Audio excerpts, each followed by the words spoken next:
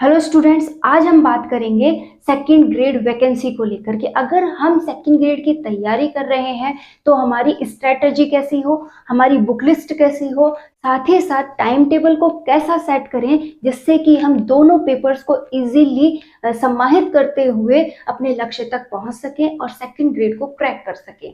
तो स्टार्ट करते हैं आज का वीडियो और जानते हैं आपके कुछ सवालों के जवाब। यकीन मानिए स्टूडेंट्स, आप लोग अगर सेकंड ग्रेड की तैयारी कर रहे हैं तो आपको एक बहुत अच्छी बुक लिस्ट को फॉलो करना ही चाहिए। बहुत कम बुक्स हो लेकिन मटेरियल बहुत शानदार हो जिसका बार बार रिवीजन करते हुए आप अपने लक्ष्य तक पहुंच सकें। तो आज जानते हैं एक शानदार सी बुक लिस्ट और साथ ही साथ एग्जाम को क्रैक करने के लिए एक शानदार सी स्ट्रैटेजी। देखिए स्टूडेंट्स, आप सभी को पता है कि अगर आप सेकंड ग्रेड की तैयारी कर रहे हैं तो आपको दो पेपर देने होते हैं, first paper and second paper. जो आपका फर्स्ट पेपर होता है उसमें आपको 100 क्वेश्चंस दिए जाते हैं। पर क्वेश्चन आपका 2 नंबर का होने की वजह से ये जो क्वेश्चन पेपर रहता है वो 200 नंबर का होता है। इसी तरीके से जो आपका सेकंड पेपर होता है उसमें आपको 150 क्वेश्चंस अटेंड करने होते हैं और ये 150 क्वेश्चन भी पर क्वेश्चन 2 नंबर का होने की वजह से आपको 300 नंबर यहाँ पर दिए जाते हैं। अब क्या होता है कि अगर आप बात करें इन क्वेश्चंस की तो यहाँ पर नेगेटिव मार्किंग्स भी होती हैं, तो आपको बड़े ध्यान से अपना पेपर अटेंड करना होता है। अब जो पेपर का पैटर्न है हम उस पर चर्चा करेंगे। स्टूडेंट्स, आज हम ओनली फॉर फर्स्ट पेपर के लिए ही बात कर रहे हैं कि कैसा हमारा सिलेबस है, कैसी हमारी उसके लिए बुक लिस्ट होनी चाहिए और कैसे हम उसे मैनेज करें। ठीक है, तो स्टार्ट करते हैं फर्स्ट पेपर। फर्स्ट पेपर में आपको 4 पार्ट्स दिए गए हैं। पहला पार्ट जो आपका रहता है उसमें है राजस्थान का सामान्य ज्ञान, दूसरा है राजस्थान का करंट अफेयर, तीसरा है आपका साइकोलॉजी और चौथा आपका रहता है विश्व और भारत का सामान्य ज्ञान। स्टूडेंट्स, इन 4 टॉपिक्स के अंदर आपका फर्स्ट पेपर तैयार किया गया है। आप सभी के पास जो भी सेकंड ग्रेड की तैयारी कर रहे हैं उनके पास सिलेबस की फोटोकॉपी होना जरूरी है, क्योंकि जब आपके पास सिलेबस होता है आप उसे 2-3 बार पढ़ चुके होते हैं, उसके टॉपिक्स आपके माइंड में होते हैं, तो जब भी आप पढ़ने बैठते हैं आपको ये पता रहता है कि हाँ ये टॉपिक मेरे सिलेबस में है, मुझे इसे बड़े ध्यान से पढ़ना है। क्योंकि जो हमारी बुक्स होती हैं, जो गाइड्स वगैरह होती हैं, जो नोट्स होते हैं उनमें बहुत कुछ एक्स्ट्रा होता है। हमें पॉइंट टू पॉइंट चलना है, सिलेबस टू सिलेबस चलना है, क्योंकि सिलेबस ही वो टारगेट रहता है जिसमें से क्वेश्चन बनते हैं। कैसे हम इसके लिए एक अच्छी बुक लिस्ट देखें वो देखते हैं। आपका पहला ही टॉपिक है राजस्थान का सामान्य ज्ञान, राजस्थान का जीके। आपको आपके सिलेबस में जब आप देखेंगे तो पता चलेगा कि जो सामान्य ज्ञान है इसे 3 पार्ट्स में डिवाइड किया गया है, geography, polity, history, art and culture. Clear है। अब जो आपका पहला पार्ट है, जैसा कि हमने अभी पहले बात किया था कि 100 क्वेश्चन आने वाले हैं। अब 100 क्वेश्चन को इन 4 भागों में बांटा गया है, तो वो किस लेवल पे बांटा गया है वो भी हम देख लेते हैं। पहले भाग में हमें 40 क्वेश्चन अटेंड करने हैं, मतलब आपको यहाँ पर 80 नंबर मिलेंगे। ठीक है, कि 40 क्वेश्चन अटेंड करने हैं, 40 क्वेश्चन इनके आते हैं और उसके 80 नंबर हमें देखने को मिलते हैं। जैसा कि आगे हम देखेंगे कि इस भाग में ज्योग्राफी है, पॉलिटी है, हिस्ट्री है, आर्ट और कल्चर है।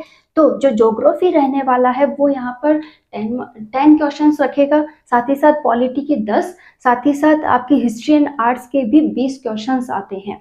तो ये जो 40 क्वेश्चन है वो किसके हैं? ओनली फॉर राजस्थान के जीके के। तो आपको राजस्थान का जीके बहुत ही शानदार तैयार करना है, क्योंकि यहाँ पर इसका वेटेज बहुत ज़्यादा है। देखिए स्टूडेंट्स, हम बात करते हैं पहले ही पॉइंट से, ज्योग्राफी से, कि हम इसके लिए ज्योग्राफी को कहाँ से तैयार करें। आप सभी को पता है कि ज्योग्राफी में, राजस्थान की ज्योग्राफी में इन दिनों काफ़ी चेंजेस हुए हैं। तो हमें जिलों के लिए या फिर पुराने ज्योग्राफी को पढ़ें या फिर नई ज्योग्राफी को पढ़ें, इन सब डाउट्स को क्लियर करते हुए हमें अपडेट बुक्स को पढ़ना है। तो यहाँ पर मैं आपको सजेस्ट करूंगी कि आप नाथ की बुक लाएं। नाथ की जो बुक है उसमें ज्योग्राफी को अपडेट किया गया है, पॉइंट टू पॉइंट लिखा गया है, तो आपके लिए ये बुक यहाँ पर बेस्ट रहने वाली है। दूसरा है आपके पास पॉलिटी। पॉलिटी के लिए आप यहाँ पर राहुल चौधरी सर हैं, उनकी बुक ले सकते हैं। जैसा कि आपको इस फोटो में दिख रहा है कि राहुल सर कि ये बुक कैसी दिखती है, आप उसे इजीली मार्केट में देख सकते हैं और पढ़ के जरूर देखिएगा। आपको लैंग्वेज अच्छी लगे तो ही परचेज करनी है, अदरवाइज नहीं। हिस्ट्री हिस्ट्री के लिए भी आप क्या कर सकते हैं, नाथ की बुक ले सकते हैं। बहुत अच्छी बुक है, पॉइंट टू पॉइंट इसमें लिखा हुआ है, काफी अच्छे क्वेश्चंस भी अटेंड होते हैं, तो ये आपके लिए बेस्ट रहने वाली है। आर्ट एंड कल्चर की अगर आप बात करें तो यहाँ पर आप हुकुमचंद जैन सर की एक बुक आती है, उसे भी परचेज कर सकते हैं। ये सब बुक बताने का रीजन है कि आप एक बेस्ट थ्योरी तैयार कर सकें। इसका मतलब ये नहीं है कि आपके पास जो बुक्स हैं वो खराब हैं, आपके पास जो भी बुक है वो बहुत अच्छी है, क्योंकि उसे आपने पढ़ लिया है, और जिसे हम पढ़ चुके होते हैं और उसको बार बार पढ़ते हैं वो उतनी ही शानदार होती जाती है। एक और बात ध्यान रखिएगा, ये जो गाइड्स होती हैं इनमें 19-20 का फर्क होता है, मतलब कोई एक्स्ट्रा लिखता है, कोई थोड़ा पॉइंट टू पॉइंट लिखता है थोड़ा, और कोई होता है जो कम लिखता है, ठीक है, लेकिन मैटर वही रहता है क्योंकि सिलेबस सेम है, तो लिखने वाला भी वैसा ही लिखेगा, आपके लिए जो यूजफुल हो वही बातें लिखेगा, और हर कोई चाहता है कि उसकी गाइड बेस्ट हो, तो हर एक बुक अपने आप में बेस्ट है। अगर आपने पहले से कोई बुक खरीद रखी है तो उसे चेंज करने की जरूरत नहीं है, आप इजीली जो भी बुक आपके पास है उसे पढ़िए, और अब तक नहीं खरीदी है तो आप इन बुक्स को खरीद सकते हैं। अब आगे देखते हैं, अगला पॉइंट आता है राजस्थान का समसामयिकी मतलब current affairs. Only for second grade में राजस्थान का ही करंट अफेयर पूछा जाता है, उसके 10 क्वेश्चंस आपको मिलते हैं और 20 नंबर आपको यहाँ पर दिए जाते हैं, ठीक है। तो ये जो है आपके 10 क्वेश्चन, इनके लिए आप करंट अफेयर को आपके अकॉर्डिंग जो भी आपको लगती है कि मंथली मेरे लिए बेस्ट है तो आप मंथली खरीद लीजिए, या फिर आप द्विमासिक आती है द्विमासिक खरीद लीजिए, अर्धवार्षिकांक आता है अर्धवार्षिकांक खरीद लीजिए, वार्षिकांक खरीद लीजिए, जो भी आपको करंट अफेयर्स के लिए बुक बेस्ट लगती है वो खरीदिए। मूमल है वो आप खरीद सकते हैं, कॉर्नोलॉजी है आप वो खरीद सकते हैं, ऐसी बहुत सी बुक्स हैं जिन्हें आप परचेज कर सकते हैं, लेकिन ध्यान रखिएगा करंट अफेयर आपको रेगुलर पढ़ना चाहिए। और कई स्टूडेंट्स ऐसे भी हैं जो लास्ट टाइम में पढ़ते हैं, उनके लिए मैं सजेस्ट करूंगी कि वो वार्षिकांक खरीदे, कि 1 साल का पूरा आ रहा है उसे मैं लास्ट में पढ़ लूंगा, ठीक है, लेकिन ये वही करें जिनकी पूरी थ्योरी पहले कंप्लीट हो चुकी हो, कि वो छोड़ रहे हैं करंट अफेयर को लेकिन वो बाकी पर पूरा फोकस कर रहे हैं कि बाकी मेरा तैयार है, करंट को मैं बाद में करूंगा। लेकिन ऐसा ना हो जाए कि आप इसे बिन छुआ ही छोड़ दें, आपको इसे पढ़ना है, इसे तैयार जरूर करना है। अब आपने एक चीज नोटिस की होगी कि यहाँ पर राजस्थान सामान्य ज्ञान के कितने आ रहे हैं 40, और राजस्थान का ही करंट आने से 10 क्वेश्चन और आ रहे हैं, मतलब 50 क्वेश्चन, तो टोटल यहाँ पर हमें 50 क्वेश्चन किसके मिल रहे हैं, राजस्थान के। तो राजस्थान का वेटेज सेकंड ग्रेड में बहुत ज्यादा है, तो आपको ये सिलेबस तो बिल्कुल नहीं छोड़ना है, इस पे तो अपनी पकड़ बनानी ही है। अब नेक्स्ट पॉइंट हमारे सामने आता है मनोविज्ञान का, साइकोलॉजी का। आप सभी को पता है कि जो अगर आप टीचर बनना चाहते हैं और जो शिक्षा का क्षेत्र है वहाँ साइकोलॉजी का बहुत इंपॉर्टेंट रोल है, क्योंकि हमें बच्चों की साइकोलॉजी समझनी होती है कि बच्चे का माइंड सेट कैसा है, उसे मैं किस तरीके से पढ़ा सकता हूँ, मैं बच्चों को किस तरीके से समझा सकता हूँ, इस पर मैं अधिगम कैसे करूँ, इनकी बुद्धि का विकास मैं कैसे कर सकता हूँ, वृद्धि एंड अभिवृद्धि जैसे कई से ऐसे टॉपिक्स हैं जो सिलेबस में डाले गए हैं। वो क्यों डाले गए हैं, उनका यूज करते हुए आप अपने पढ़ाने की टेक्निक को और बच्चों को समझने की टेक्निक को विकसित कर सकें। तो यहाँ पर जो भी आपसे क्वेश्चंस पुटअप होते हैं वो वैसे ही होते हैं, मतलब 80% या 70% क्वेश्चन कैसे होते हैं, व्यवहारात्मक, अप्लाइड, कि आपको किसी पर अप्लाई करके उन्हें समझना है। तथ्यात्मक क्वेश्चंस यहाँ पर 20% ही होते हैं, मतलब आपको वहां ये पूछा जा सकता है ये किसने दिया, कौन सा वैज्ञानिक है, किस पर इसने इसको अप्लाई किया था, ऐसे कई क्वेश्चंस बनते हैं, वो तथ्यात्मक हो जाते हैं। तथ्यात्मक यहाँ बहुत कम पूछे जाते हैं, ओनली फॉर अप्लाइड क्वेश्चंस पूछे जाते हैं।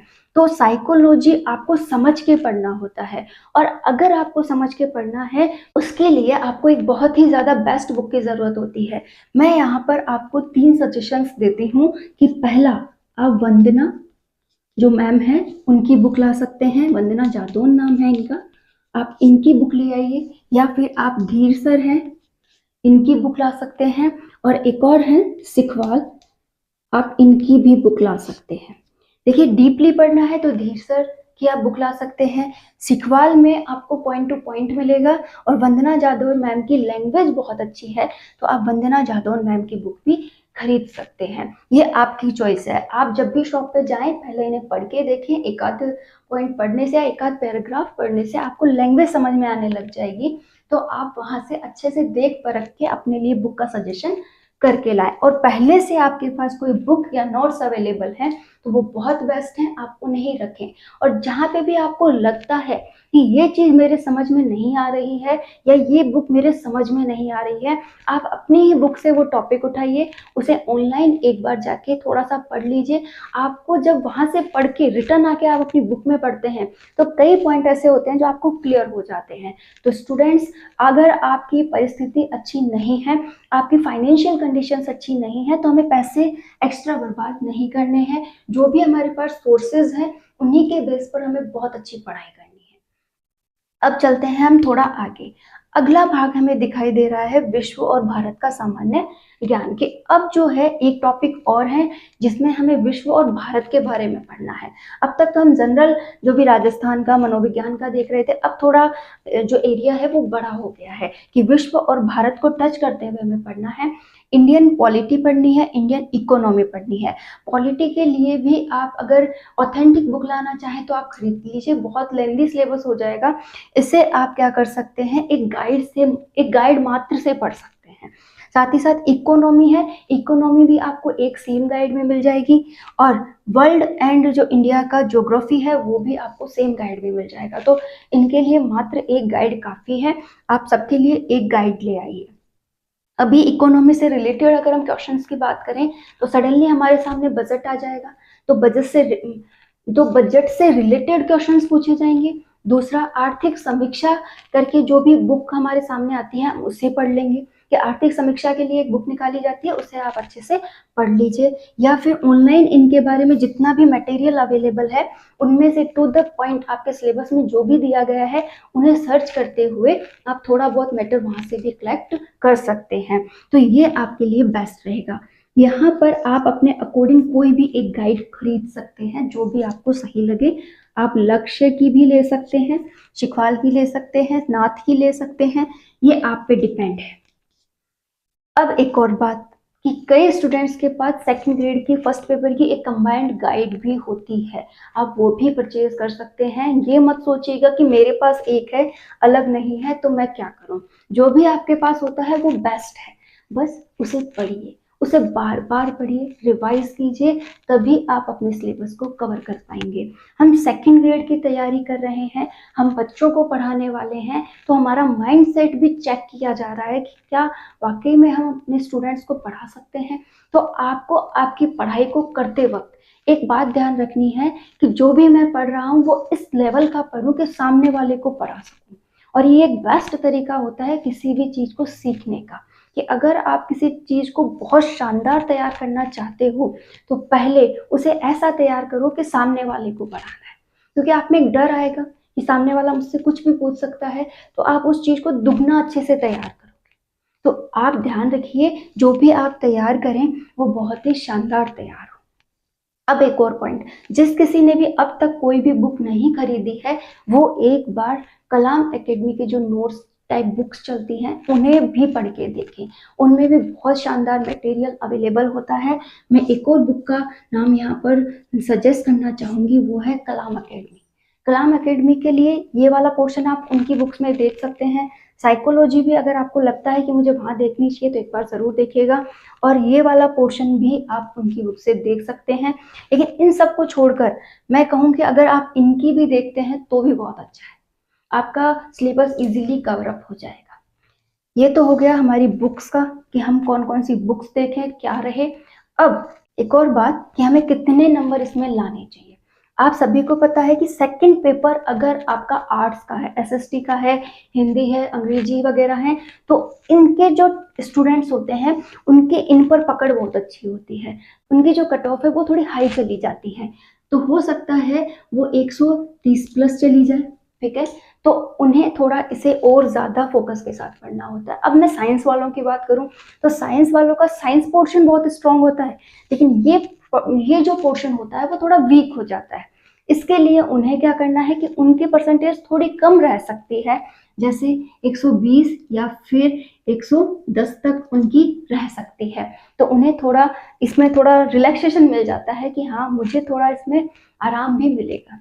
लेकिन मैं हर एक स्टूडेंट से ये कहना चाहूंगी कि आप अपने माइंड में ये कम ना लेके चले कि मुझे इतने ही नंबर लाने हैं। जितना हमारा माइंडसेट अपर होता है, मतलब हम जितना ऊंचा सोचते हैं, अगर वहां से गिर भी जाएं तो कहीं पर जरूर अटकते हैं। कहने का अर्थ है कि आपको 200 में से 150 प्लस लाने का ही सोचना है, 150 170 प्लस लाने का सोचना है। जब आप इतना सोचोगे, इस लेवल की तैयारी करोगे, तो जब आप गिर भी गए, मान लीजिए पेपर थोड़ा आपका खराब भी हो गया, तो भी आप 120 130 110 पर जरूर अटकेंगे और आपका पेपर खराब होते हुए भी बहुत शानदार हो जाएगा, आप उसे क्लियर कर पाओगे। तो ऑल द बेस्ट स्टूडेंट्स, ये रहेगी आपके लिए स्ट्रेटेजी, ये बुक लिस्ट आप फॉलो कीजिए। हम जल्द ही कैसे पेपर्स को मैनेज करना है इस पर भी एक वीडियो जरूर बनाएंगे।